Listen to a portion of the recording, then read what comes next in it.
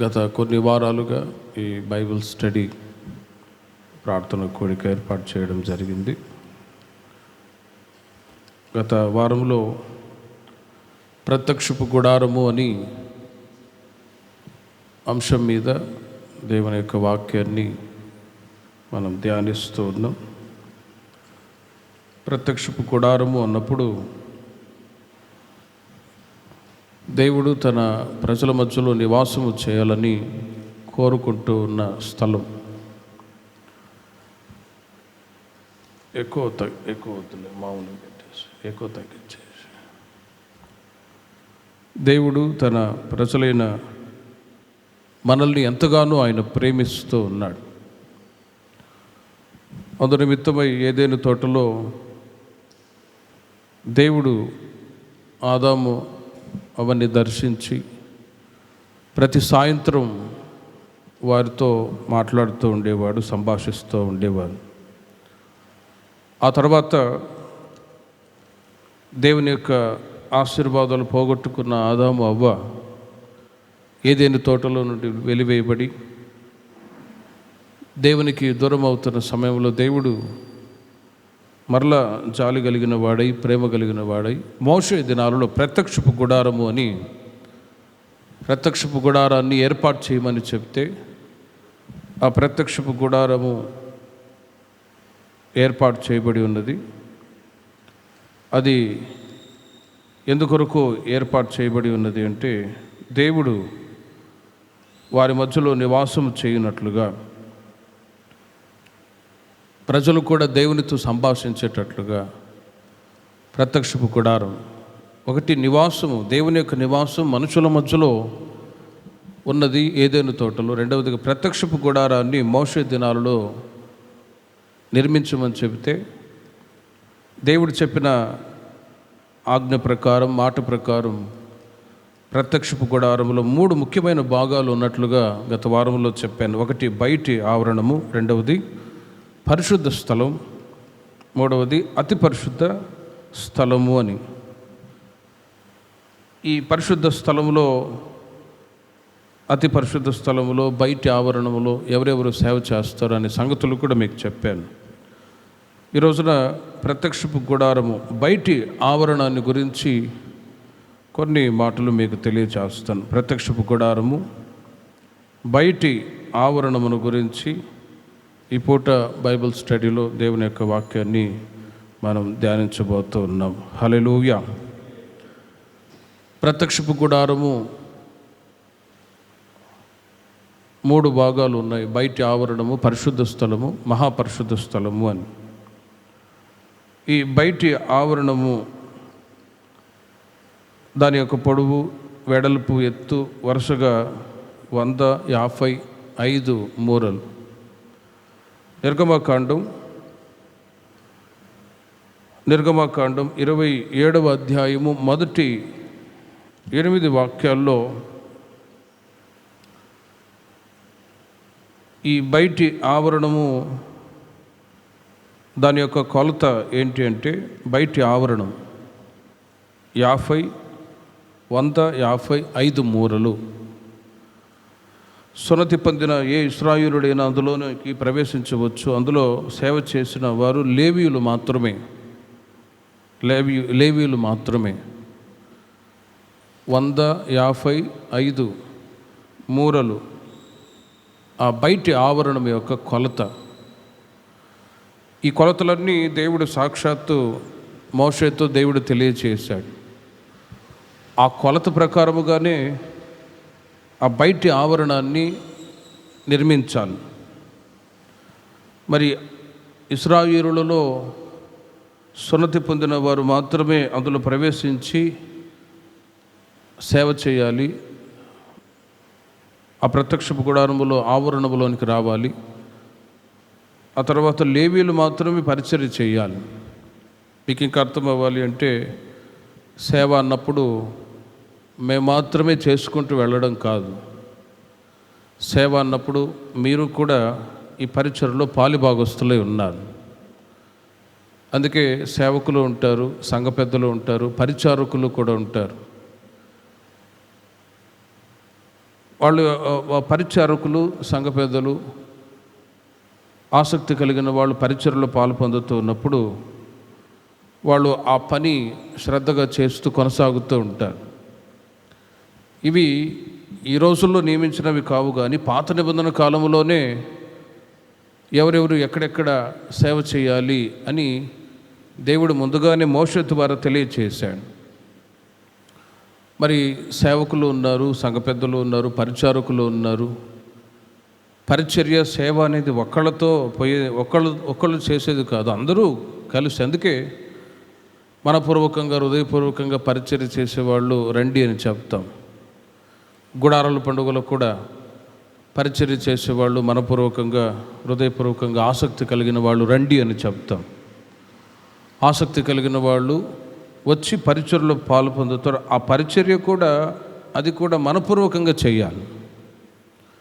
బలవంతాన, లేకపోతే మన ఆదివారం సహోదరుడు అన్నాడు, మీరు చెప్పండి అన్న ఆయనకి, ఆయన రాకపోతే నేనేం చేయాలి? పరిచర్య అనేది బలవంతాన చేయించేది కాదు కదా, చేసేవాళ్ళతో మీరు పరిచర్య చేయించుకోండి అని చెప్పాను. అంటే బలవంతాన ఒకవేళ నువ్వు ఆ చెయ్యి, అది చెయ్యి, ఆ పని చెయ్యి, ఈ పని చెయ్యి అని చెప్పి ఒకవేళ నేను చెప్పినా దానికి ప్రతిఫలం ఉండదు. సంఘము పరిచర్య అనేది దేవుని కొరకు నేను చేయాలి అనే ఆలోచన, ఆసక్తి, శ్రద్ధ కలిగిన వాళ్ళు పరిచర్యలో పాలు పొందుతారు. లేదు నేను చేయలేనంటే ఆ ప్లేస్లో ఇంకొకళ్ళని దేవుడు ఏర్పాటు చేసుకొని పరిచర్య చేయిస్తాడు. అంటే పరిచర్య అనేది ఒక్కళ్ళ ద్వారానే జరిగేది కాదు.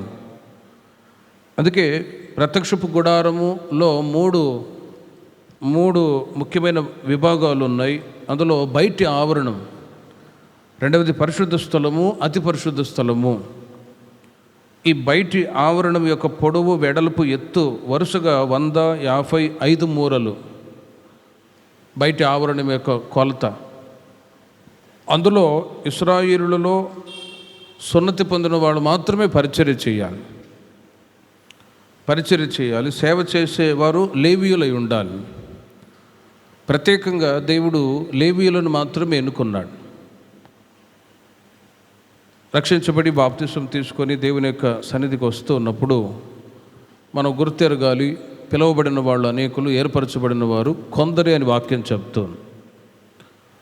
ఆ పిలువబడిన వాళ్ళు, ఏర్పరచబడిన వాళ్ళు పరిచర్య చేయటానికి అర్హులు. సున్నతి పొందిన ఇశ్రాయేలులలో వాళ్ళు ఆ ఆవరణంలో పరిచర్య చేయటానికి వాళ్ళు అర్హులు, అందులో ప్రవేశిస్తారు. లేవీయులు సేవ చేస్తారు. ఈ పరిచర్య సేవ అనేది అందరూ ఎవరి వంతు. అందుకే తిమోతి పత్రికలో ఒక మాట రాయబడి ఉంది, గొప్ప ఇంటిలో అనేక పాత్రలు ఉన్నాయి. బంగారు పాత్రలు ఉన్నాయి, ఇత్తడి పాత్రలు ఉన్నాయి. అయితే యజమానుడు వాడుకొనుటకు అర్హమైన పాత్రగా ఉండాలి అంటే ఆ పాత్ర పరిశుద్ధపరచబడిన పాత్ర ఉంటే దేవుడు వాడుకుంటాడు. పరిశుద్ధపరచబడిన పాత్ర ఉండాలి. అందుకే పరిచర్యలో నా వంతు నేను వాడబడాలి ప్రభువా అని ఎవరికి వాళ్ళే ప్రార్థన చేసుకొని పరిచర్యలో పాల్పొంది దానికి తగిన మెప్పు, ఘనత, ఆశీర్వాదాలు ప్రభు చేత పొందుదురుగాక. మరి బయటి ఆవరణములో 2 వస్తువులు ఉంచబడ్డాయి. ఒకటి ఇత్తడి బలిపీఠము, ఆ తర్వాత ఇత్తడి గంగాళము. 2 వస్తువులు పెట్టబడ్డాయి బయటి ఆవరణములో. మరి ఒకసారి రిపీట్ చేస్తాను చూడండి. బయటి ఆవరణం యొక్క పొడవు, వెడల్పు, ఎత్తు వరుసగా 155 మూరలు. ఇశ్రాయేలులు సున్నతి పొందిన వాళ్ళు అక్కడ ఉండి పరిచర్య చేస్తారు. లేవీయులు కూడా అక్కడ సేవ చేసేవాళ్ళు. మరి ఆ బయటి ఆవరణంలో ఒకటి బలిపీఠం, ఇత్తడి బలిపీఠము ఉండేది. ఆ తర్వాత ఇత్తడి గంగాళము కూడా ఉండేది. 2 వస్తువులు ఆవరణంలో పెట్టబడ్డాయి. నిర్గమకాండం 27వ అధ్యాయము మొదటి 8 వాక్యాలు మీరు చూడండి.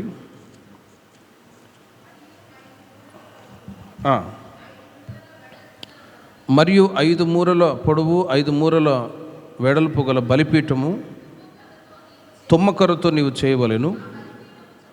ఆ బలిపీఠము చచ్చౌకముగా ఉండవలెను. దాని ఎత్తు 3 మూరలు. దాని 4 మూలలను, దాని కొమ్ములను చేయవలెను.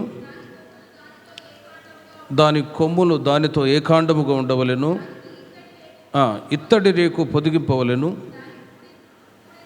దాని బూడిద ఎత్తుటకు కుండలను, గరిటెలను, గిన్నెలను, మొండ్లను, అగ్ని పాత్రలను చేయవలెను. చూడండి, ఇత్తడితో చేయవలెను. వల వంటి ఇత్తడి జల్లెడ దానికి చేయవలెను.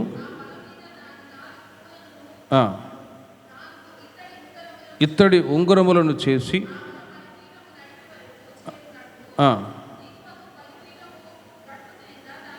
ఉంచవలెను. బలిపీఠం కొరకు మోతకర్రలను చేయవలెను. తుమ్మకర్రతో చేసి వాటికి ఇత్తడి రేకు పొదిగింపవలెను.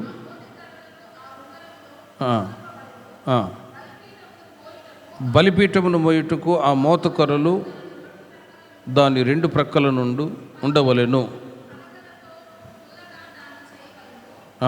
చాలు 27వ అధ్యాయము 1వ వాక్యము నుండి 8వ వాక్యం వరకు ఈ బలిపీఠమును గురించి వ్రాయబడి ఉంది. మరలా నిర్గమకాండం 38వ అధ్యాయము 7 వాక్యాల్లో కూడా ఈ బలిపీఠమును గురించి వ్రాయబడి ఉన్నది. అక్కడ కూడా మీరు చూడండి. మరియు అతడు తుమ్మకర్రతో దహన బలిపీఠమును చేసెను.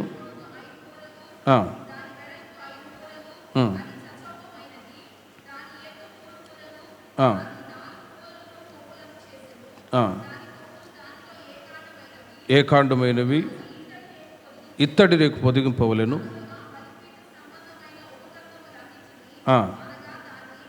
బిందెలను, గరిటెలను, గిన్నెలను, మొండ్లను అన్నిటిని ఇత్తడితో చేసెను.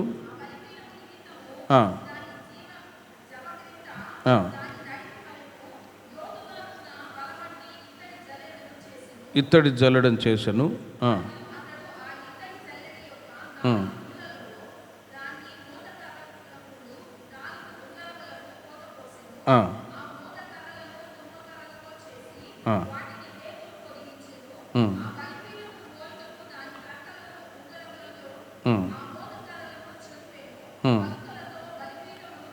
చూడండి, బలిపీఠమును గుల్లగా చేసెను.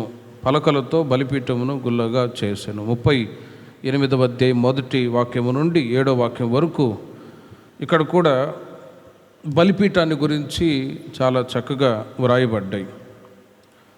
ఇవన్నీ కూడా పాత నిబంధన కాలంలో వ్రాయబడ్డ ప్రతి మాట యుగాంతమందున్న మనకు బుద్ధి కలుగుటకే వ్రాయబడ్డాయి అని కొరింథీ పత్రికలో పౌలు గారు తెలియచేస్తారు. ఆ రోజుల్లో ఇలాంటి వస్తువులు వాడారు అని అంటే దానికి కొన్ని అర్థాలు కూడా ఉంటాయి. అవి బైబిల్లో కొన్ని మాటలు మీకు తెలియచేస్తాను.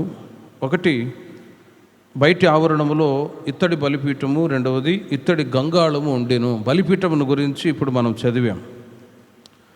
ఈ బలిపీఠము ప్రత్యక్షపు గుడారమైన నివాస స్థలం యొక్క ద్వారం ఎదుట ఉంచబడి ఉన్నది. ఎగ్జాంపుల్, ఉదాహరణకి ఇది ప్రత్యక్ష గుడారం అనుకోండి, ఆ ఎంట్రన్స్లో ఉంటాయి అనుకోండి. బయటి ఆవరణములో బలిపీఠము, ఆ తర్వాత గంగాళము ఉంటుంది. అది బయటి ఆవరణములో ఈ బలిపీఠాన్ని ఉంచుతారు. బలిపీఠాన్ని పాత నిబంధన కాలంలో ప్రత్యక్షపు గుడారములో ఆవరణములో ఉంచుతారు. ఒకటి ద్వారపు ఎదుట ఉంటుంది, బయటి ఆవరణములో ఉంచబడెను. ఇది రెండవది తుమ్మకర్రతో చేయబడుతుంది. ఇత్తడి రేకుతో పొదిగింపబడవలెను. ఇత్తడి రేకుతో అక్కడ చాలాసార్లు మనం చదివాము, ఇత్తడి రేకుతో పొదిగింపవలెను అని. ఎందుకనంటే బలులు దహింపబడుట వలన ఏర్పడు తీవ్రమైన వేడిని భరించగలదు ఈ ఇత్తడి. ఒకవేళ తుమ్మకర్రతో చేసి అక్కడ ఒకవేళ బలిని అర్పించడానికి అందులో ఉంచితే తుమ్మకర్ర అగ్నికి కాలిపోవచ్చు. కనుక తుమ్మకర్రతో చేయబడిన ఆ బలిపీఠము ఇత్తడి రేకుతో పొదిగింపవలెను అని రాయబడి ఉంది. ఇత్తడి రేకుతో పొదిగింపవలెను. ఈ ఇత్తడి ఎంత వేడినైనా అది తట్టుకోగలదు, వేడిని తీవ్రతని తట్టుకోగలదు. మరి ఇత్తడి అన్నప్పుడు కృపకు సాదృశ్యంగా ఉందండి. కృపకు సాదృశ్యంగా ఉంది. పాత నిబంధన కాలంలో ఇక్కడ వ్రాయబడ్డ మాటలన్నీ క్రొత్త నిబంధన కాలానికి మనము సూచనగా తీసుకోవాలి. బైబిల్ చదవడం అంటే అదే. పాత నిబంధన కాలంలో అలా రాశారు. అందుకే చాలా బయట మనం గమనిస్తూ ఉంటాం, బైబిల్ సరిగ్గా అర్థం కాక, బైబిల్లో రాయబడ్డ విషయాలు సరిగ్గా అర్థం కాక చాలామంది కామెంట్లు చేసి రకరకాలుగా మాట్లాడే వాళ్ళు ఉన్నారు. పాత నిబంధన కాలంలో రాయబడ్డ ప్రతి మాట క్రొత్త నిబంధన కాలానికి ఛాయగా ఉంది. ఈ ఇత్తడి అన్నప్పుడు కృపకు సాదృశ్యంగా ఉంది. కృపకు సాదృశ్యంగా ఉంది. బలిపీఠం మీద ఇత్తడి రేకుతో పొదిగింపబడినటువంటి ఆ బలిపీఠం మీద బలి పశువును తీసుకొచ్చి బలి అర్పించినప్పుడు, మరి బలి ఎందుకు అర్పిస్తారు అనే సంగతులు ఈ ప్రత్యక్ష గుడారం తర్వాత మీకు చెప్తాను. 5 పెద్ద బలులు, 5 చిన్న బలులు ఉన్నాయి. ముఖ్యంగా ఈ బలులు ఎందుకు అర్పించేవాళ్ళు అంటే, ఇశ్రాయేలులలో ఎవరైనా ఒక వ్యక్తి పాపం చేస్తే దానికి ప్రాయశ్చిత్తార్థముగా ఒక బలి పశువుని తీసుకొచ్చేవాడు.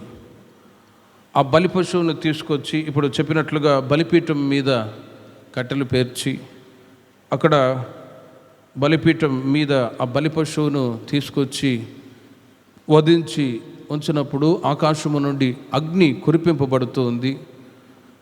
వెంటనే ఆ బలి పశువు యొక్క మాంసము అగ్ని చేత ఎప్పుడైతే కాల్చబడుతుందో వెంటనే అక్కడ ఉంటున్న యాజకులు చెప్పేవాళ్ళు, ఇదిగో మీ యొక్క పాపాలు ప్రాయశ్చిత్తం అయిపోయాయి, వెళ్ళిపోండి అని.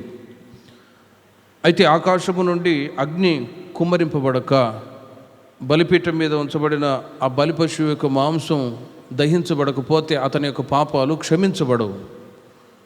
కాబట్టి ఈ పాప ప్రాయశ్చిత్తము కొరకు ఇవన్నీ దేవుడు చేయమని చెప్పాడు. ఈ బలిపీఠము ఏర్పాటు చేయాలి. బలి పశువును తీసుకొచ్చి దాని మీద ఉంచి ప్రార్థన చేస్తే పాత నిబంధన కాలంలో ఆకాశము నుండి అగ్ని కుమ్మరింపబడి బలి పశువు దహించి వేయబడేది. అవి నెక్స్ట్ మీకు బలుల గురించి మీకు బైబిల్ స్టడీలో మీకు చెప్తాను. అక్కడ బలిపీఠము తుమ్మకరతో చేయబడి ఇత్తడి రేకుతో పొదిగింపబడింది. ఇత్తడి ఎంత వేడిమినైనా తట్టుకోగలదు. ఇత్తడి కృపకు గుర్తు. దేవుని ప్రజలైన మనం ప్రభు నమ్ముకొని బాప్తిసం తీసుకొని దేవుని యొక్క సన్నిధికి వచ్చి ప్రార్థనలో పాల్గొంటూ పరిచర్యలో పాల్గొంటూ సంఘంలో దేవుని ప్రజలుగా కొనసాగుతూ ఉంటారు. కానీ అగ్ని వంటి శోధనలు, కష్టాలు ఎదురవుతాయి. అలాంటి సమయంలో వాటిని తట్టుకోగలిగిన కృప దేవుడు దయచేదురుగాక.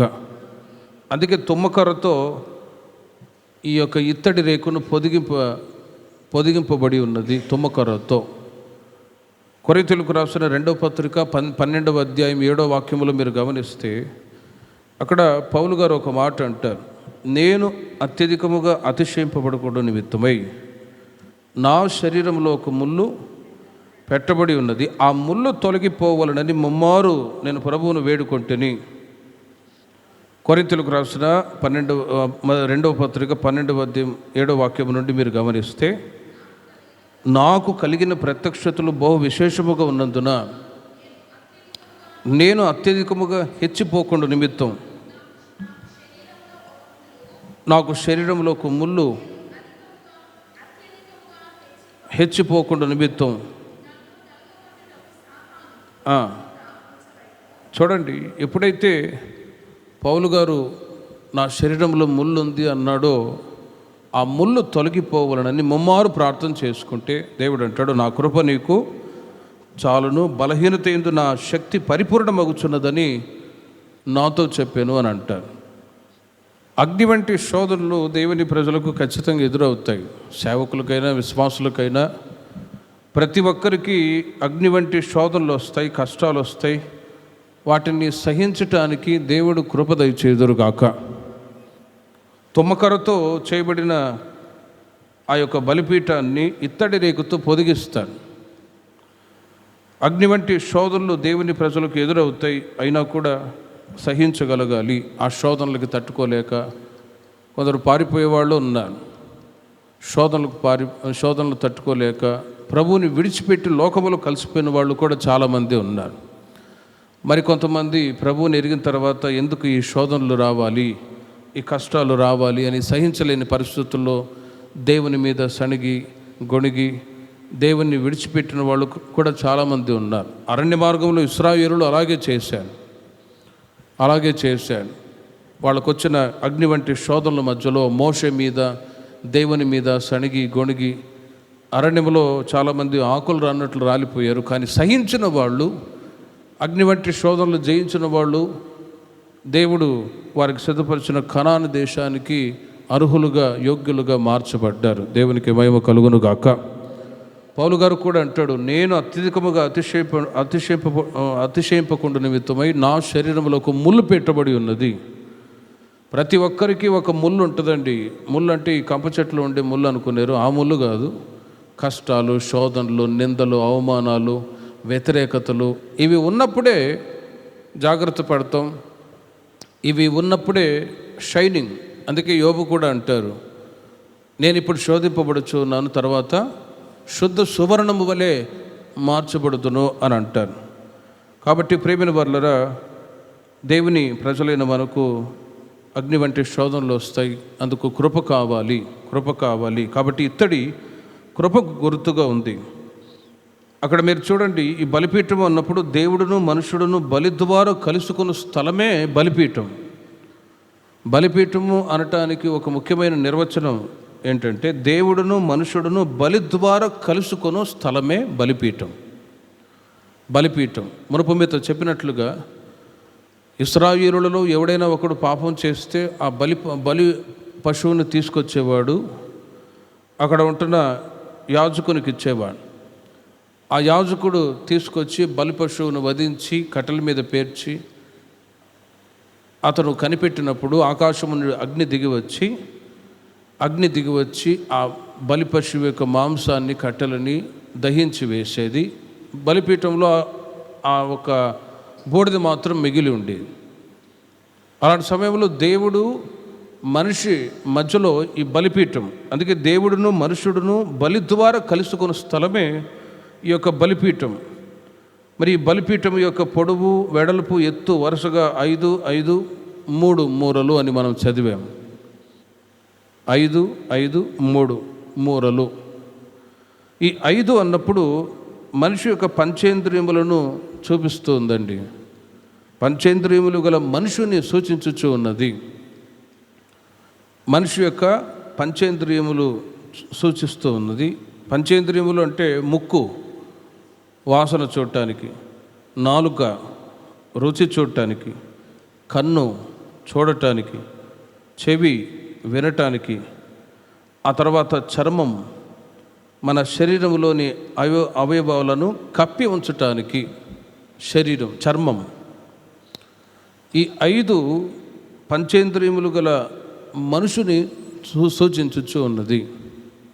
3 అన్నప్పుడు త్రిత్వ దేవుణ్ణి సూచిస్తూ ఉందండి.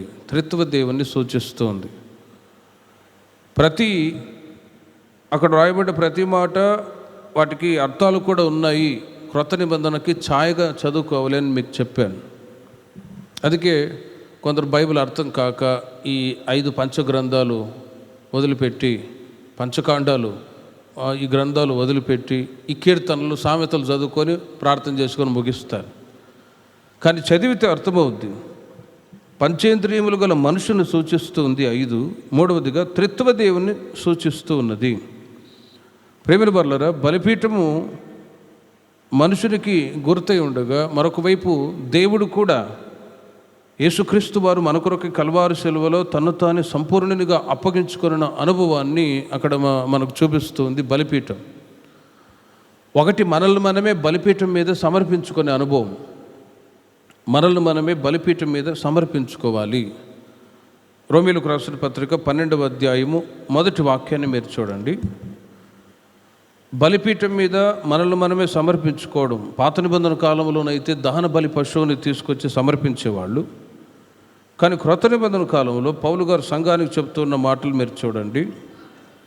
కాబట్టి సహోదరులారా, పరిశుద్ధమును దేవునికి అనుకూలమునైన సజీవ యాగముగా మీ శరీరములను ఆయనకు సమర్పించుకొనుడని మిమ్మును బతిమాలు కొనుచున్నాను. ఇట్టి సేవ మీకు యుక్తమైనది అని అంటారు. పాత నిబంధన కాలంలో బలిపీఠం మీద బలి పశువుని తీసుకొచ్చి అర్పించేవాళ్ళు. తద్వారా మనిషి యొక్క పాపాలు క్షమింపబడేవి.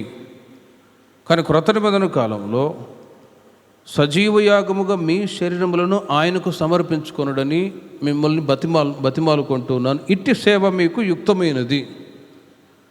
దాని అర్థం ఏంటంటే, 2వ వాక్యంలో పౌలు గారు రాస్తారు, మీరు ఈ లోక మర్యాదను అనుసరింపక ఉత్తమమును అనుకూలమును సంపూర్ణమునై ఉన్న దేవుని చిత్తమేదో పరీక్షించి తెలుసుకున్నట్లు మీ మనస్సు మారి నూతన మొగుట వలన రూపాంతరం పొందుడి అని అంటాడు. ఒక క్రొత్త సృష్టి. ఈ లోక మర్యాద, లోక అనే మాట మీద 1-2 అనే మాట చూడండి ఫుట్ నోట్లో. ఈ యుగ సంబంధమైన కార్యాలు.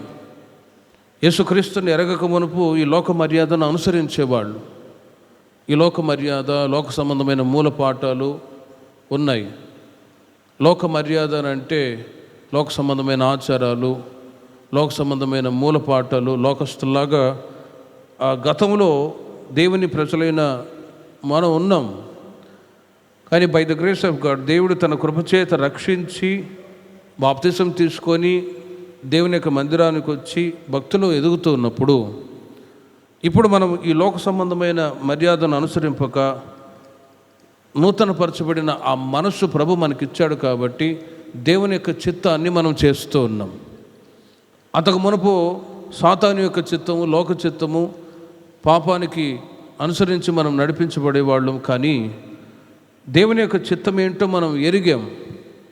దేవుని యొక్క చిత్తం ఏంటంటే మారు మనసు పొందడం దేవుని చిత్తం, బాప్తిసం పొందడం దేవుని చిత్తం, మందిరానికి రావడం దేవుని చిత్తం, భక్తిలో ఎదగడం దేవుని చిత్తం. తెస్సలోనిక పత్రికల్లో పౌలు గారు రాస్తారు, పరిశుద్ధంగా జీవించడం దేవుని చిత్తము అని. దేవుని యొక్క చిత్తాన్ని ఎరగక మునుపు మనం ఈ లోక మర్యాదని అనుసరిస్తూ ఉండేవాళ్ళం. కానీ మందిరానికి వచ్చిన తర్వాత, ప్రార్థనలో వచ్చిన తర్వాత, దేవుని వాక్యాలు విన్న తర్వాత లోక సంబంధమైన కార్యాలన్నీ ఒక్కొక్కటిగా తొలగించబడి సంపూర్ణముగా దేవుని ప్రజలుగా దేవుడు మనల్ని మార్చి ఉన్నాడు. హల్లెలూయా. మారి ఉన్నా కూడా అప్పుడప్పుడు లోక సంబంధమైన కార్యాలు కూడా కొందరి జీవితాల్లో చోటు చేసుకుంటూ ఉంటాయి. అందుకే బాప్తిసం ఇచ్చే యోహాను గారు ఫరిసీయులు శాస్త్రులతో ఒక మాట అంటారు, మారు మనసు తగిన ఫలాలు మీరు ఫలించండి. శాస్త్రులారా, ఫరిసీయులారా, క్రైస్తవులు దేవుని ప్రజలని చెప్పుకుంటూ ఉన్నా కూడా లోక సంబంధమైన కార్యాలు, లోక సంబంధమైన మూలపాఠాలు ఇవి అనుసరించి నడుచుకుంటున్నారు అని బాప్తిసం ఇచ్చే యోహాను గారు గద్దించారు. కాబట్టి 5 అన్నప్పుడు మనిషిని చూస్తుంది. మానవుడు బలిపీఠం మీద తమను తాము సమర్పించుకోవాలి నూతన సృష్టిగా మారటానికి. అందునిమిత్తం యేసుక్రీస్తు వారే ముందుగా మన కొరకు కల్వారి శిలువలో బలియాగముగా ఆయన అర్పింపబడ్డాడు. పాత నిబంధన కాలంలో పాప క్షమాపణ కొరకు బలులు తీసుకొచ్చేవాడు. అది అగ్ని చేత కాల్చబడిన తర్వాత, దేవుని యొక్క అగ్ని పైనుండి వచ్చి కాల్చబడిన తర్వాత యాజకుడు లేవీయులు చెప్పేవాళ్ళని, మీ పాపాలు పరిహారం అయిపోయి వెళ్ళిపోండి అన్నప్పుడు మరలా ఇంకో పాపం చేసి ఇంకొక బలి పశువుని తీసుకొచ్చేవాడు. అప్పుడు ఎన్ని బలులు తీసుకొచ్చి, మరి ఎన్ని పశువులు కావాలి, ఎన్ని గొర్రెపిల్లలు కావాలో ఆలోచించండి.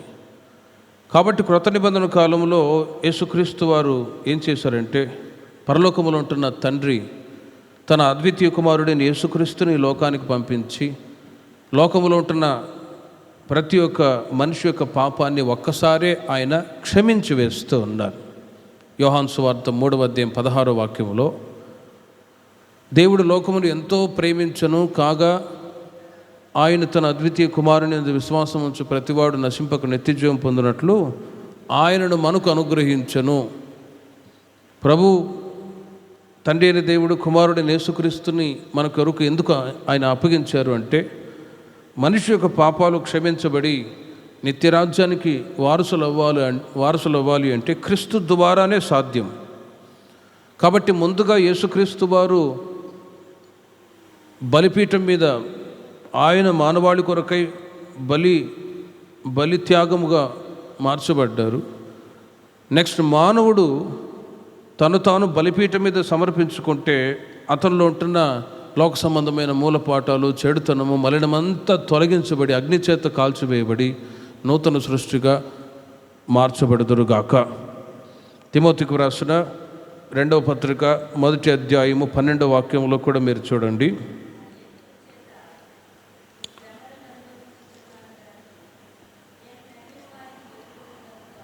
తిమోతికి రాసిన 2వ పత్రిక 1వ అధ్యాయం 12వ వాక్యములో, ఆ హేతువు చేత ఈ శ్రమలను అనుభవించుచున్నాను కానీ నేను నమ్మిన వాని ఎరుగుదును గనుక సిగ్గుపడను. నేను ఆయనకు అప్పగించిన దానిని రాబోచున్న ఆ దిన వరకు ఆయన కాపాడగలడని రూఢిగా నమ్ముచున్నాను. ప్రేమిన వర్లరా, ఈ బలిపీఠము 5 మూరల పొడవు, 5 మూరల వెడల్పు, 5 మనుషుల్ని చూపిస్తూ ఉన్నది. తన మీద ఉంచబడిన ఏ బలి వస్తువునైనను బలిపీఠము భరించి బలిగా అంగీకరించి దహించి బూడిదగా మార్చే అనుభవం ఈ యొక్క బలిపీఠంలో ఉన్నది. బలిపీఠం మీద ఏ బలి వస్తువునైనను ఉంచినా కూడా అది దహించి బూడిదగా మారుస్తూ ఉంది. ఎందుకంటే తుమ్మకరతో చేయబడింది, ఇత్తడితో పొదిగింపబడింది అని మీకు చెప్పాను. ఒకటి సమర్పించుకుని జీవితం బలిపీఠములో ప్రారంభమగుచు ఉన్నది. మనలో మనమే సజీవ యాగముగా ప్రభుకి అప్పగించాలి. పౌలు గారు ఇక్కడ అంటారు, ఈ శ్రమలను అనుభవించుచున్నాను కానీ నేను నమ్మిన వారిని ఎరుగుదును గనుక సిగ్గుపడను. పౌలు గారు తిమోతికి చెప్తూ ఉన్నారు, పరిచర్లో కొరింథీ పత్రికలో మునుపు చదివినట్లుగా నా కృప నీకు చాలును అని శ్రమలు ఎదురైనప్పుడు శ్రమలను జయించాను కృప ద్వారా అన్నాడు. మరలా ఇక్కడ పౌలు గారు అంటారు, ఆ హేతువు చేత ఈ శ్రమలను అనుభవించుచున్నాను కానీ నేను నమ్మిన వారిని ఎరుగుదును గనుక సిగ్గుపడను. పౌలు గారు ఒకవేళ ఈ శ్రమ కలుగుతుంది, సౌలుగా ఉన్నప్పుడే నేను బాగున్నానే, ఇక అనవసరంగా ప్రభు మార్గంలో నడవడం ఎందుకు అని వాటిని విడిచిపెట్టి వెనకబడిపోలేదండి. వెనుకున్న వాటిని మరిచి ముందున్న వాటి కొరకు వేగిరపడుచున్నానని ఫిలిప్పీ పత్రికలో పౌలు గారు రాస్తారు. ఇక్కడ తనకు ఎదురైనటువంటి శ్రమలన్నిటి మధ్యలో నేను సిగ్గుపడను, నేను ఆయనకు అప్పగించిన దానిని రాబోచున్న ఆ దిన వరకు ఆయన నన్ను కాపాడగలడని రూఢిగా నమ్ముచున్నాను అంటాడు. దేవుడు తన ప్రజల్ని సిగ్గుపరిచేవాడు కాదు. శ్రమకి తగినటువంటి ఆశీర్వాదాలు కూడా ఉంటాయి అని పౌలు గారు ఎరిగారు. అందుకే అదే తిమోతి పత్రికలో 4వ అధ్యాయము 8వ వాక్యములో చూడండి. ఇక మీదట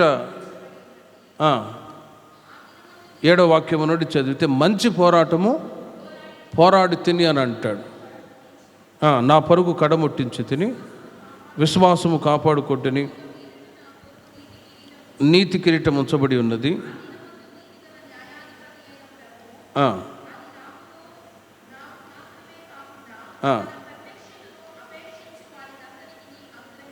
చూడండి, మంచి పోరాటం పోరాడి తిని. ఇత్తడి బలిపీఠము అది కృపకు సాదృశ్యంగా ఉంది. పౌలు గారు అంటారు, కృప ద్వారానే మీరు రక్షించబడి ఉన్నారు, కృప ద్వారానే మీరు సంఘములో చేర్చబడి ఉన్నారు. కృప, మరి ఆ కృప కలిగిన వాళ్ళు శ్రమలను జయించగలరు. పౌలు గారు ఆ శ్రమలను జయించే కృపచేత బలపరచబడుతూ వచ్చారు. ఎంత సుఖభోగాలతో, లేకపోతే సౌలుగా ఉన్నప్పుడు ఎంత లోక సంబంధమైన అనుభవాలు నడిపించబడుతూ వచ్చాడో, పౌలుగా మారిన తర్వాత అంతగా అపోస్తలుల కార్యములు 9వ అధ్యాయములో ప్రభువారు చెప్తూ ఉన్నారు. దర్శనములో సౌలుని దర్శించినప్పుడు, నా నామం పేరిట ఎన్ని శ్రమలు అనుభవించాలో నేను నీకు తెలియచేస్తాను, నీవు లేచి యెరూషలేముకు వెళ్ళు అని అంటాడు. ప్రభు నమ్ముకున్న తర్వాత భయంకరమైన శ్రమలు వచ్చాయి. అయినా కూడా నా దేవుడు నన్ను సిగ్గుపరచడు, మంచి పోరాటం పోరాడి తిని అని ధైర్యంగా తాను కొనసాగుతూ ఉన్నాడు. కాబట్టి ప్రేమిన వర్లరా, ఈ 5 మనుషుల్ని చూపిస్తూ ఉన్నది అని మీకు చెప్పాను. దేవుని ప్రజలైన మనం బలిపీఠం మీద మనల్ని మనమే సంపూర్ణముగా సమర్పించుకోవాలి. అప్పుడు ఆ దినం వరకు ఆయన మనల్ని కాపాడటానికి శక్తి కలిగిన వాడు అని అంటాడు. అంటే శ్రమకి తట్టుకోలేక మునుపు మీద చెప్పినట్లుగా పారిపోయేవాళ్ళు ఉన్నారు. శ్రమకు తట్టుకోలేక లోకంలో కలిసిపోయిన విశ్వాసులు కూడా ఉన్నారు. కానీ ప్రతి శ్రమని సహించటానికి, జయించటానికి దేవుడు కృప దయచేయుదురుగాక. బలిపీఠము కర్రతో చేయబడిను అని రాయబడింది. రెండవదిగా బలిపీఠము కర్రతో చేయబడింది, తుమ్మ కర్రతో. యేసు మనుష్య రూపమును ధరించుకొనటం వలనను శిలువ మీద ఆయన మరణించుట ద్వారాను ఏ విధముగా బలహీనుడు ఆయన అనుటకు చూపుచూ ఉన్నది. తుమ్మకర్ర అనేది మనిషి యొక్క బలహీనతకి చూపిస్తూ ఉందండి. కొరింథీయులకు రాసిన 2వ పత్రిక 13వ అధ్యాయం 4వ వాక్యంలో మీరు గమనిస్తే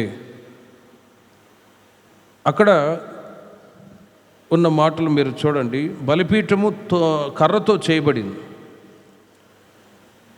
యేసుక్రీస్తు వారు ఈ లోకానికి వచ్చినప్పుడు మానవ శరీరాన్ని ధరించుకొని ఈ లోకానికి వచ్చారు. చాలామంది అంటారు ఆయన దేవుని కుమారుడు, వాస్తవమే. కానీ మనవలే ఈ లోకానికి వచ్చారు. కొరింథీయులకు రాసిన 2వ పత్రిక 13వ అధ్యాయం 4వ వాక్యంలో మీరు చూస్తే బలహీనతను బట్టి ఆయన సిలువ వేయబడిన కానీ దేవుని శక్తిని బట్టి జీవించుచున్నాడు. మేమును ఆయన యందుండి బలహీనులమై ఉన్నాము కానీ మీ ఎదుట దేవుని శక్తిని బట్టి ఆయనతో కూడా జీవము గలవారము అని అంటాను. ఇవన్నీ ఆత్మీయంగా వ్రాయబడిన మాటలు. 5 అన్నప్పుడు మనిషి యొక్క జీవితాన్ని చూపిస్తూ ఉంది. మనల్ని మనమే బలిపీఠం మీద సమర్పించుకోవడం. ఎందుకంటే క్రీస్తు మనకు ముందుగా ఆయన బలిపీఠం మీద సిలువలో మరణించారు, త్యాగం చేశారు తన ప్రాణాన్ని. రెండవది, ఈ బలిపీఠము కర్రతో చేయబడింది. ప్రతి మనుషుడు బలహీనతను బట్టి ఆయన సిలువ వేయబడిన కానీ యేసుక్రీస్తు వారు సిలువ మరణాన్ని పొందక మునుపు గెత్సెమనే తోటలో యూద పట్టించటానికి వచ్చాడు. ఆ సమయంలో ప్రభు ఒకవేళ తండ్రి నీవు నన్ను కాపాడు అని ఒక చిన్న ప్రార్థన చేసి ఉంటే కోట్ల కొలది దేవదూతలు వచ్చి కాపాడే ఒక సామర్థ్యత ఉందండి. అయినా కూడా యేసుక్రీస్తు వారు ఎందుకు మౌనంగా ఉన్నారంటే మన రక్షణ కొరకై, మానవాళి రక్షణ కొరకై క్రీస్తు సిలువ వేయబడాలి. అందుకే యోధాతో అంటారు, చలికాడ నన్ను అప్పగించటానికి ఇది సమయమా? గెత్సెమనే తోటలో ప్రార్థించడానికి వచ్చినప్పుడు యూదా ఆయనను అప్పగించేశాడు. కానీ ద విల్ ఆఫ్ గాడ్, తండ్రి యొక్క చిత్తం ఆ సమయంలో నెరవేర్చబడాలి. కాబట్టి యేసుక్రీస్తు వారు బలహీనతను బట్టి ఆయన సిలువ వేయబడిన కానీ దేవుని శక్తిని బట్టి జీవించుచున్నాడు అని రాయబడింది. ఆ మాటను మీరు అర్థం చేసుకోండి. ఒక్క మాట ప్రార్థన చేస్తే చాలు, యేసుక్రీస్తు వారు తప్పించుకోవటానికి, శత్రువులు హతము చేయటానికి ఎంతో సామర్థ్యత ఉంది. కానీ దేవుని శక్తిని బట్టి జీవించుచున్నాడు. మేము కూడా పౌలు గారు అంటారు, బలహీనులమై ఉన్నాము కానీ మీ ఎదుట దేవుని శక్తిని బట్టి ఆయనతో కూడా జీవము గలవారము. బలిపీఠము తుమ్మకర్రతో చేయబడింది. మనిషి బలహీనుడు. ఇంకా పౌలు గారు ఒక మాట అంటారు కొరింథీ పత్రికలో, నా బాహ్య పురుషుడు కృషించుచు ఉన్న అంతరంగ పురుషుడు దినదినము బలపరచబడుచు ఉన్నాడు అని. బాహ్య పురుషుడు శరీర బలహీనత, కానీ అంతరంగంలో చాలా శక్తి కలిగిన వాడుగా ఉన్నాను అని పౌలు గారు తెలియజేస్తారు. కాబట్టి ఈ బలిపీఠము కర్రతో చేయబడింది. శరీరం బలహీనం, కానీ బలహీనతలన్నీ కూడా బలిపీఠం మీద పెట్టినప్పుడు పరిశుద్ధాత్మ అగ్ని కాల్చివేయబడటం ద్వారా ప్రేమిన వారలారా సకల బలహీనతలన్నీ కూడా అగ్ని చేత కాల్చబడి బూడిదగా మార్చబడ్డప్పుడు మనిషి రూపాంతరపరచబడే అనుభవంలోనికి వస్తారు, నూతన సృష్టిగా మార్చబడతారు. పౌలు గారు అంటారు, పాతవి గతించను, సమస్తము నూతనమాయును. ఈ బలిపీఠం మీద అగ్ని దహించి వేస్తూ ఉంది. అక్కడ మీరు చూడండి, బలిపీఠము పలకలతో గుల్లగా చేయబడి ఉన్నది అని వ్రాయబడి ఉంది. ఇంగ్లీష్లో హాలో అని అంటారు. హాలో, ఖాళీగా హాలో అని అంటారు. యేసుక్రీస్తు ఏ విధంగా తను తాను సంపూర్తిగా రిక్తునిగా చేసుకున్నారో ఆ అనుభవాన్ని ఇది చూపిస్తూ ఉందండి. బలిపీఠము పలకలతో గుల్లగా చేయబడెను అని. ఇప్పుడు చెప్పిన నిర్గమాకాండం 27వ అధ్యాయము మొదటి 8 వాక్యాల్లో ఉన్న విషయాలని మీకు, వాటి యొక్క అర్థాన్ని మీకు చెప్తూ ఉన్నాను. బలిపీఠము పలకలతో గుల్లగా చేయబడెను. యేసుక్రీస్తు వారు ఈ లోకములో మానవాళి కొరకై ఏమీ లేనివాడుగా రిక్తుడిగా వచ్చాడు. ఫిలిప్పీలకు రాసిన పత్రిక 2వ అధ్యాయము 6 నుండి 8 వాక్యాలు మీరు చూడండి. ఫిలిప్పీలకు రాసిన పత్రిక 2వ అధ్యాయము 6, 7, 8 వాక్యాలు. ఆయన దేవుని స్వరూపము కలిగిన వాడై ఉండి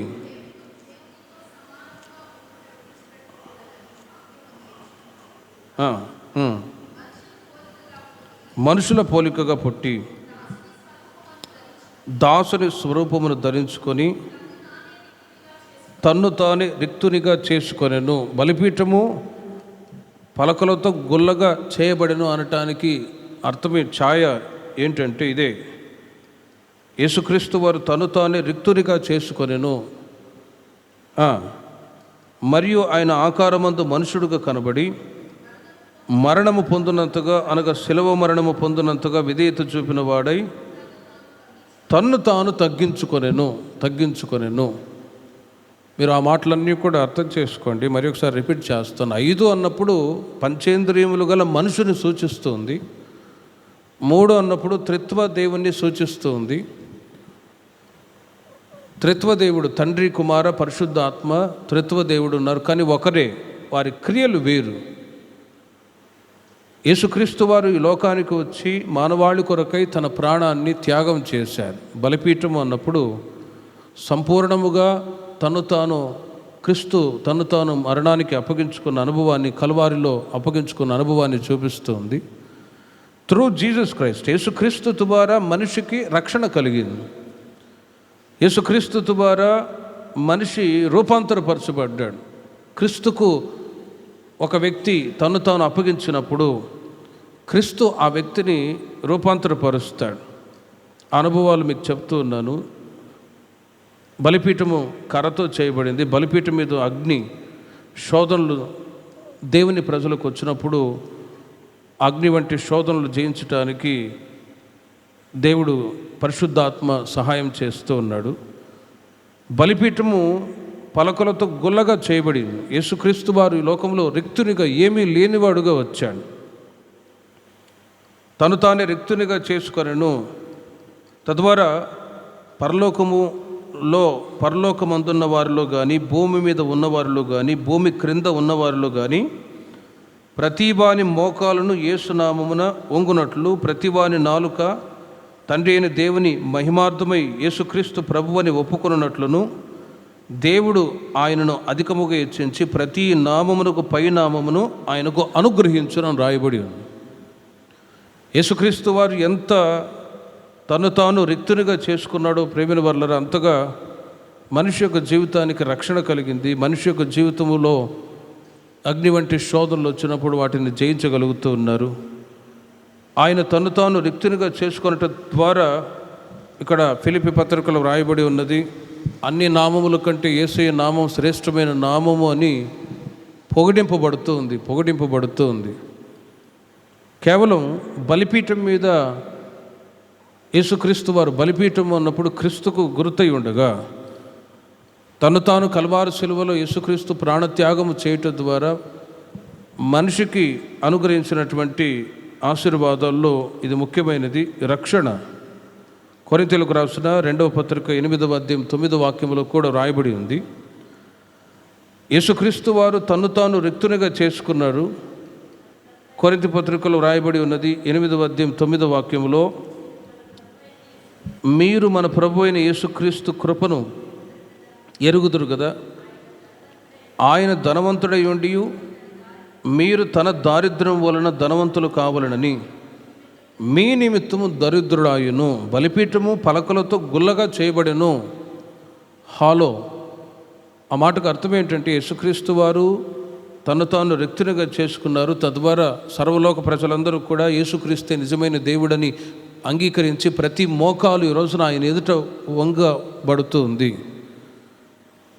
యేసుక్రీస్తు ఈ లోకంలో ఏమీ లేనివాడుగా ఆయన ధనవంతుడై ఉండి మీరు తన దారిద్ర్యం వలన ధనవంతులు కావాలని మీ నిమిత్తము దరిద్రుడాయును. క్రీస్తు ఐశ్వర్యవంతుడు, ధనవంతుడు, శ్రీమంతుడు అయినా కూడా తండ్రి దగ్గర అడిగాడు. తండ్రి దగ్గర అడిగి ఒకవేళ సత్రములో ఎందుకు ఒక ప్యాలెస్లో రాజునగర్లో జన్మించడానికి అవకాశం ఇవ్వచ్చు కదా అని ఒకవేళ తండ్రిని అడిగి ఉండవచ్చేమో. కానీ అలా కాకుండా మనిషికి మాదిరి చూపెట్టడానికి యేసుక్రీస్తు వారి జన్మలో గమనించినట్లయితే సత్రములో స్థలం లేకపోతే ఆయనని పశువుల పాకలో పరుండబెట్టారు. ఎందుకంటే యేసుక్రీస్తు వారు తను తాను రిక్తునిగా చేసుకున్నారు. ఎంత రిక్తునిగా చేసుకొని ఆయన తగ్గించుకొని కల్వారి శిలువలో ప్రాణత్యాగం చేసి పునరుత్థానుడు లేపబడ్డాడో, పునరుత్థానం అనేది సర్వలోక ప్రజలందరికీ కూడా ఒక రక్షణ, ఈయనే దేవుని కుమారుడు అని ఎరిగేటట్లుగా ఆ పునరుత్థానపు శక్తి ఈ రోజున ప్రత్యక్షపరిచింది యేసుక్రీస్తు నిజమైన దేవుడని. హల్లెలూయా. యేసుక్రీస్తు వారి లోకంలో ఉన్నప్పుడు చాలామంది అడిగారు, బతుకుడా నువ్వు ఎక్కడ ఉంటావు, నీ నివాస స్థలం ఏది అంటే, నక్కలకు బొరియలను ఆకాశ పక్షులకు గోళ్లను ఉన్నాయి కానీ మనుష్య కుమారునికి తలవాల్చుకున్నట్టుకైనా స్థలము లేదు. తన్ను తాను రిక్తునిగా చేసుకున్నాడు. ఆయన ధనవంతుడై ఉండి కూడా తన దారిద్ర్యం వలన మనల్ని ధనవంతులుగా చేయటానికి ఈ లోకంలో యేసుక్రీస్తు వారు దరిద్రుడాయును. శిలువలో శ్రమలు అనుభవించేటప్పుడు కూడా బొచ్చు కత్తిరించి వాని ఎదుట గొర్రెపిల్ల ఏ విధంగా మౌనంగా ఉంటుందో అదేవిధంగా మౌనంగా ఉండి కొట్టువారికి తన వీపును అప్పగించేశాడు. యెషయా గ్రంథం 53వ అధ్యాయములో మీరు గమనిస్తే యేసుక్రీస్తు వారు పొందిన శిలువ శ్రమల గురించి ఒక్కొక్కటిగా వ్రాయబడి ఉన్నది. 53వ అధ్యాయము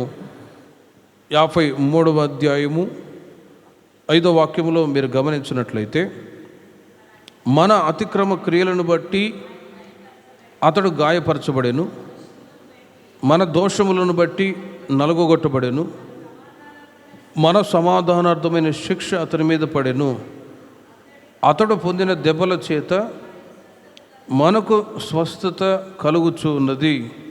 మనమందరం గొర్రెల వలె త్రోవ తప్పిపోతుమి, మనలో ప్రతివాడును తనకిష్టమైన త్రోవను తొలగెను, యెహోవా మనందరి దోషమును అతని మీద మోపెను.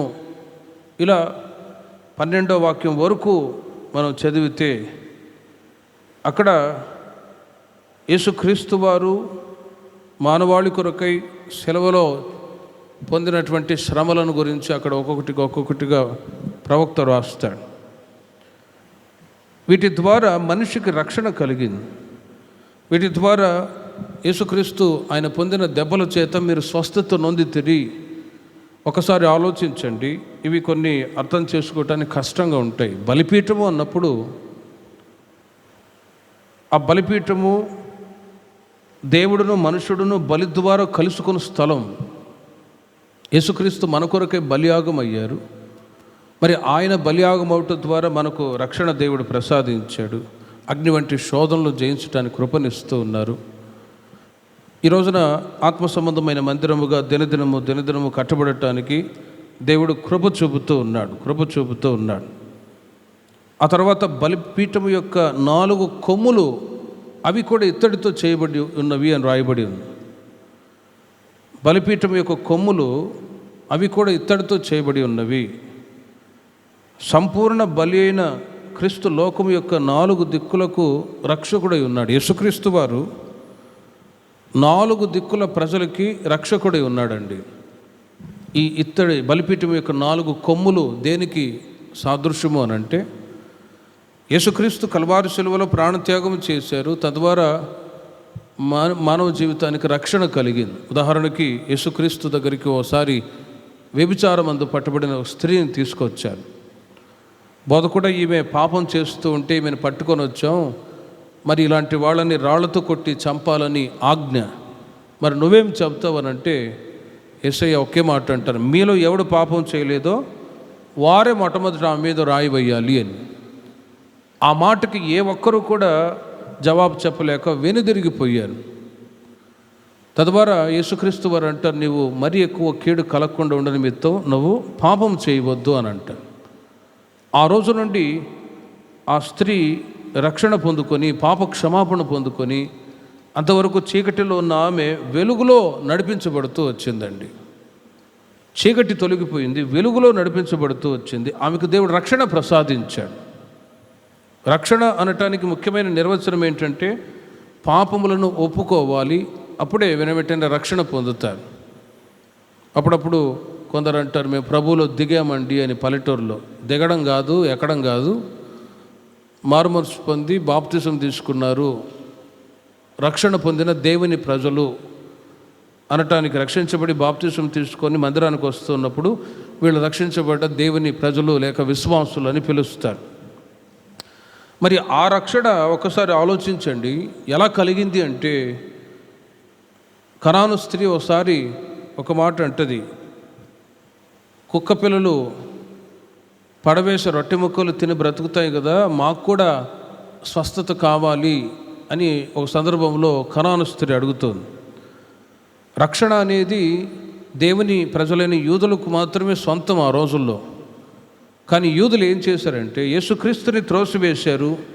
సిలువలో ఏం చేశారంటే బరబ్బాని వదిలివేయండి, యేసుక్రీస్తుని సిలువకు వేయండి అని సొంత ప్రజలే కోరుకున్నారు.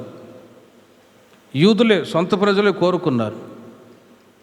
కానీ యేసుక్రీస్తు రక్షకుడని ఇప్పుడు కూడా వాళ్ళు నమ్మరండి యూదులు. వాళ్ళ ధర్మశాస్త్రాన్నే పాటిస్తారు.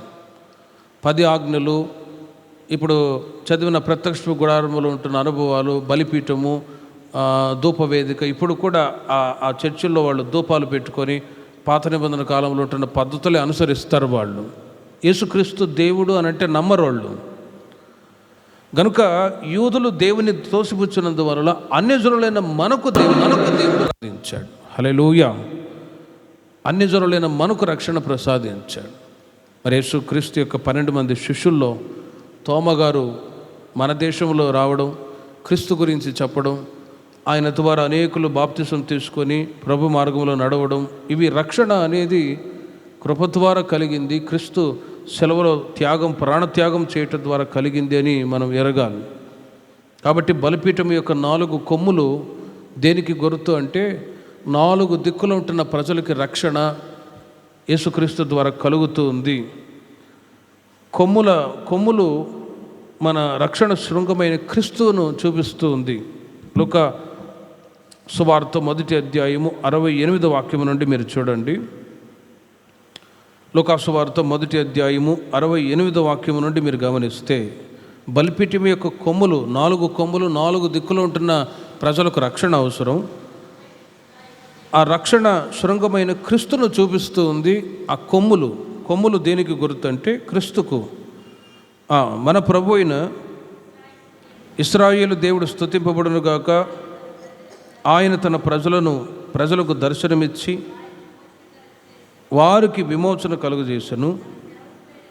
తన సేవకుడైన దావీదు వంశమునందు మన కొరకు రక్షణ శృంగమును, అనగా మన శత్రువుల నుండి మనలను ద్వేషించు వారి అందరి చేతిలో నుండి తప్పించి రక్షణ కలుగజేసెను.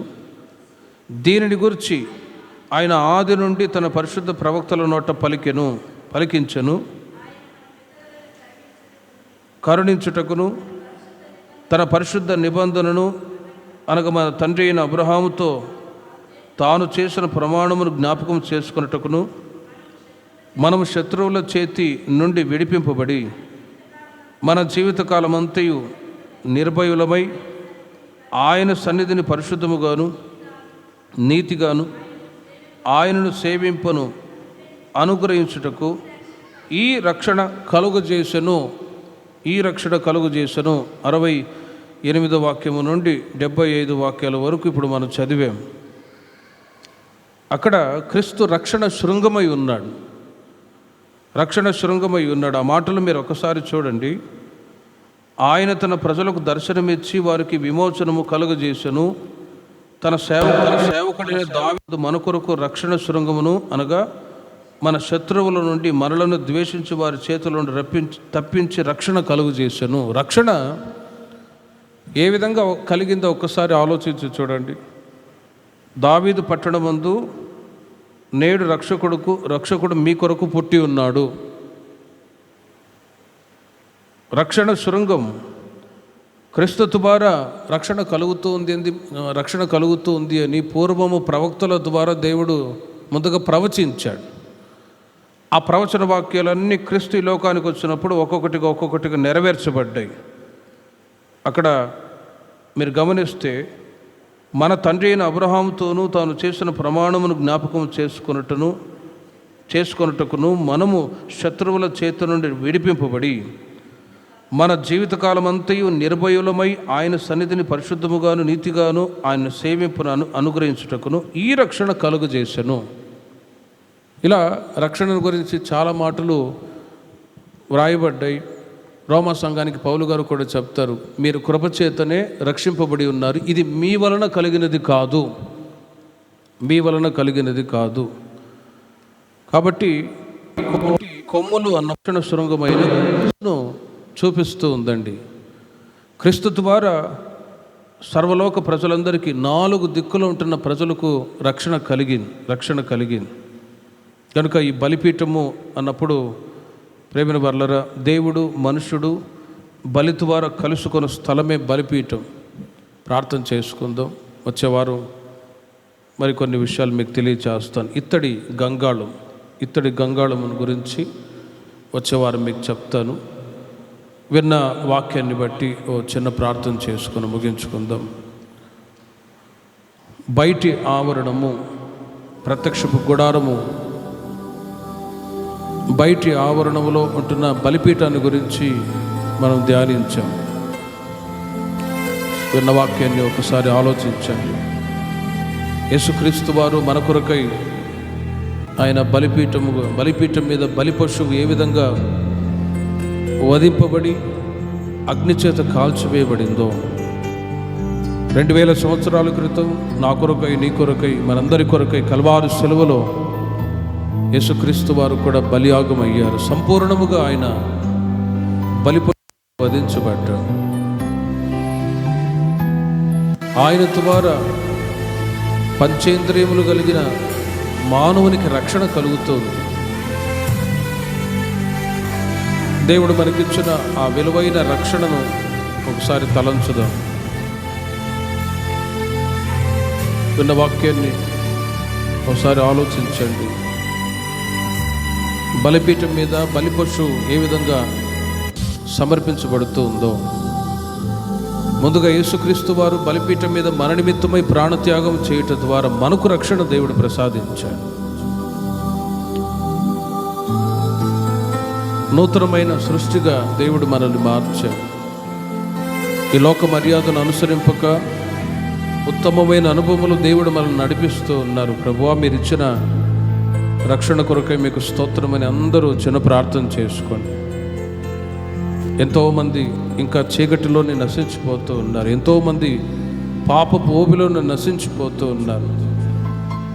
కానీ యేసుక్రీస్తు కల్వారి శిలువలో బలియాగం అవటం ద్వారా మనకు దేవుడు రక్షణ ప్రసాదించాడు. బలి పశువు బలిపీఠం మీద ఏ విధంగా వధించబడుతూ ఉందో, అదేవిధంగా క్రీస్తు కూడా మన కొరకు బలియాగం అయ్యారు. రోమా సంఘానికి పౌలు గారు చెప్తున్నారు, ఇట్టి సేవ మీకు యుక్తమైనది, మీరు కూడా ప్రభువుకి మిమ్మల్ని మీరు సమర్పించుకొనుడి అని అంటారు. యేసుక్రీస్తును నమ్మిన ప్రారంభ దినాల్లో ప్రభువుకు మిమ్మల్ని మీరు సమర్పించుకున్నారు. ఒక నూతన సృష్టిగా మారాలి ప్రభువా, నూతన వ్యక్తిగా నేను మారాలి అని ప్రార్థన చేసుకున్నప్పుడు క్రీస్తు శిలువ మరణాన్ని మీరు విశ్వసించినప్పుడు నోటితో మీరు చేసిన ఒప్పుకోలను బట్టి దేవుడు రక్షణ ప్రసాదించాడు. క్రీస్తు యొక్క అడుగుజాడలో నడిపించబడుతూ ఉన్నప్పుడు అగ్ని వంటి శోధనలు వచ్చినా కూడా జయించటానికి దేవుడు కృప చూపిస్తూ ఉన్నారు. బలిపీఠము తుమ్మకర్రతో చేయబడింది.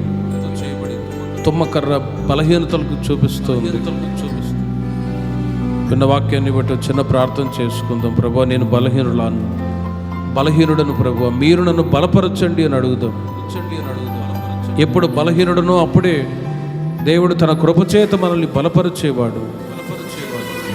నా కృప నీకు చాలును అని పౌలు గారిని బలపరిచిన దేవుడు ఈ సాయంకాల వేళలో విన్న వాక్యాన్ని బట్టి ప్రభా, మీరు నన్ను కూడా బలపరచండి యేసయ్యా. నేను అధికముగా అతిశయపడకుండా నిమిత్తం నా శరీరంలో ఒక ముళ్ళు పెట్టబడి ఉన్నది. ముళ్ళు తొలగించండి. ఎవరికి వాళ్ళు ప్రార్థన చేసుకుందాం. క్రీస్తుకు మనమే సమర్పించుకొని ప్రార్థన చేసుకుందాం. బలిపీఠము తుమ్మకర్రతో చేయబడింది. మన బలహీనతలన్నీ ప్రభు దగ్గర ఒప్పుకొని,